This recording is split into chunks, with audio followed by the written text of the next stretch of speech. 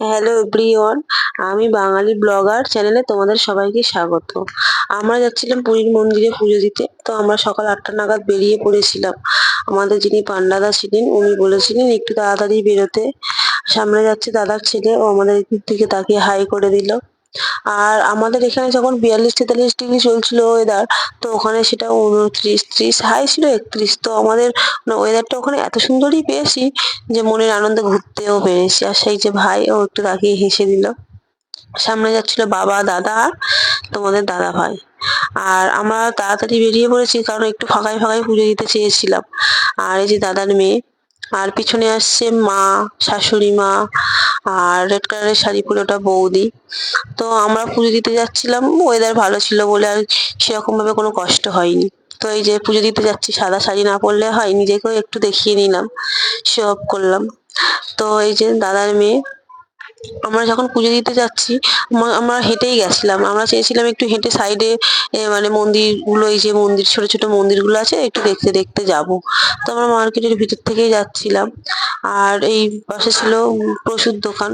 তো আমরা মার্কেটের মধ্যে দিয়ে যাচ্ছিলাম, আমার পাশে ছিল খাস্তার দোকান। আর ওখানে ওরা চিৎকার করছিল যে খাস্তা নিয়ে যাওয়ার জন্য, মন্দিরে যাচ্ছে যেহেতু। তো আমরা নিইনি, যেহেতু আমরা মন্দিরে যাবো আর এইসব দেখানোরও তোমাদের সুযোগ পেলাম না।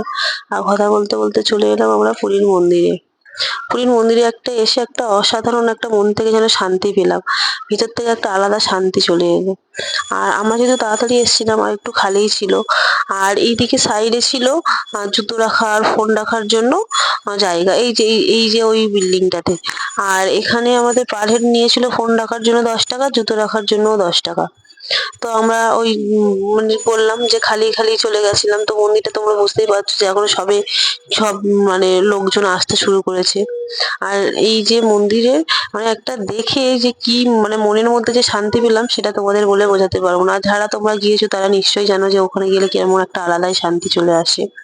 তো আমরা ওখানে জুতো ফোন রেখে তাড়াতাড়ি চলে এসেছিলাম। আর এই যে লাল যে জায়গাটা দেখতে পাচ্ছ ওপরে ছাউনি করা, আমরা ওর ভিতর থেকে গিয়ে মন্দিরে প্রবেশ করেছিলাম। আর এই যে দরজাটা আছে, ওখানে ওখানে আমরা মানে একটু কাঁচা কিছু টাকা দিয়ে আমরা প্রণাম করে মন্দিরের ভিতরে মানে যাওয়ার জন্য আর কি প্রবেশ করার জন্য করতে হয়।